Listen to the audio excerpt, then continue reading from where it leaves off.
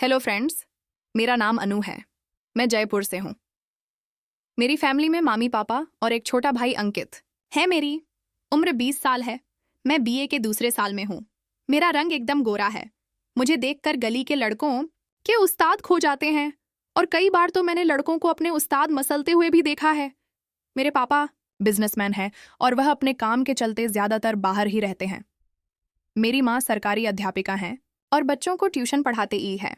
उन्हें अपने स्कूल के काम से ज्यादातर बाहर जाना पड़ता रहता था। मेरा भाई बीए प्रथम साल में है। उसका एक दोस्त है, उसका नाम राहुल है। वह बहुत हट्टा कट्टा है और थोड़ा गुंडा टाइप का लड़का है। उसे कॉलेज में सब डरते हैं। मैं, अमन और राहुल हम तीनों साथ में ही कॉलेज जाते और आते हैं। मुझे राहुल काफी पसंद था। वह मुझे देखता रहता था और उसकी निगाहों को मैं पढ़ती रहती थी। मैं खुद भी उसे गर्म करने का कोई मौका नहीं छोड़ती थी। मेरी इन सब बातों को मेरा भाई अंकित भी समझने लगा था। एक दिन अंकित ने मुझसे पूछा, क्या तुम राहा उल को पसंद करने लगी हो? मैंने कहा, क्यों पूछ रहे हो? वह बोला, राहुल अच्छा लड़का नहीं है। मैंने कहा, मुझे उससे शादी नहीं करनी है। वह समझ गया और बोला, अच्छा मतलब उसे टाइम पास आइटम समझती हो? हंस दी और उससे बोली, हाँ तुमने सही समझा है। मेरे भाई ने कहा, मगर वह तुम्हें गलत नजरिए से देखता है। मैंने कहा, तो क्या हुआ, मैं कोई गिस थोड़ी ना जाऊंगी। उसने मुझसे कहा, ठीक है जैसा तुम ईक समझो। अब मेरा भाई भी इस बात को समझ चुका था कि मैं समीर से खेलना चाहती हूँ। हम दोनों के बीच उस तरह का खुलासा होना मेरे लिए एक अच्छी बात थी। एक दिन मेरे कॉलेज में प्रोग्राम था। वह उस दिन मैं मिनी स्कर्ट पहनकर कॉलेज गई थी। मेरा स्कर्ट काफी ऊंचा था और टॉप खुले गले का था। इसके साथ ही मैंने अंदर कुछ भी नहीं पहनी थी। मैं कॉलेज गई और उधर सारा प्रोग्राम बढ़िया तरह से हो गया। फिर मैं कॉलेज से लौटने लगी। वहां पर अंकित और राहुल मेरा ही इंतजार कर रहे थे। राहुल मुझे देखकर मेरे भाई सबे बोला, अरे वाह तेरी बहन तो इस ड्रेस में मस्त माल लग रही है। मेरा तो मन कर रहा है कि इसे यहीं पटक कर डालूं। चकी मेरा भाई राहुल से डरता था और उसे मेरी कामना के बारे में पता भी था, इसलिए वह राहुल से कुछ ना बोला। मैंने राहुल के मुंह से यह बात सुन ली थी। मैं उसे देखकर थोड़ा सा मुस्कुरा दी। राहुल भी मुझे मुंह मुस्कुराते हुए देखकर बोला, क्या हुआ अनु, तू क्यों मुस्कुरा रही है? मैंने कहा, मैंने तेरी बात सुनी तो है मगर मैं ढंग से नहीं सुन पाई हूं।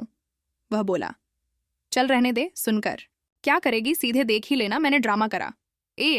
पूछा, क्या दिखाएगा? वह आंख दबाकर बोला, परफॉर्मेंस।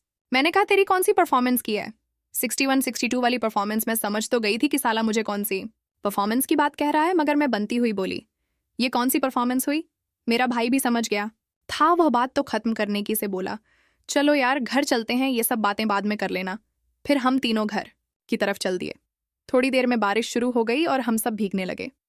हमने सोचा कि चलो आज बारिश में भीगते हुए ही घर चलते हैं, पर मैंने तो आज अंदर कुछ नहीं पहना था और बारिश की वजह से मेरे खरबूजे साफ दिखने लगे थे। मुझे आज राहुल से खेलने का मन करने लगा था। मेरी मम्मी आज घर पर नहीं थी। वह अपने स्कूल के काम से शहर से बाहर गई हुई थी और मेरा भाई मत। मेरे लिए कोई समस्या नहीं था। राहुल मेरे खरबूजों को भर रहा था और मैं भी उसे दिखा रही। यह सब मेरा भाई रोहन भी देख रहा था। वह समझ चुका था कि आज उसकी बहन की मस्त वाला खेल खेलने वाली।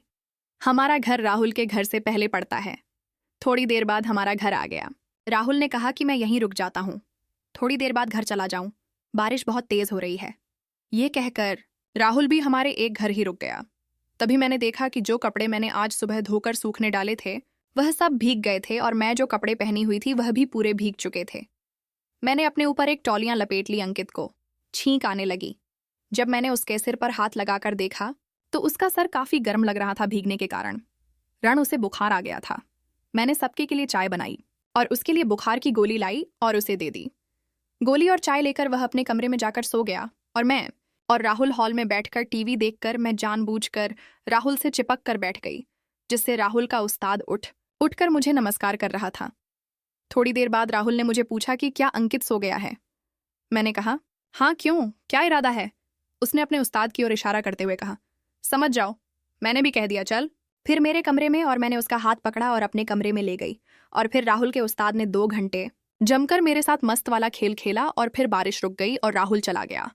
इसके बाद जब भी मौका मिलता, जब मैं राहुल के साथ मस्त वाला खेल खेल लेती, अगर आपको मेरी कहानी पसंद आई हो तो वीडियो लाइक ज़रूर करें और चैनल को सब्सक्राइब ज़रूर करें।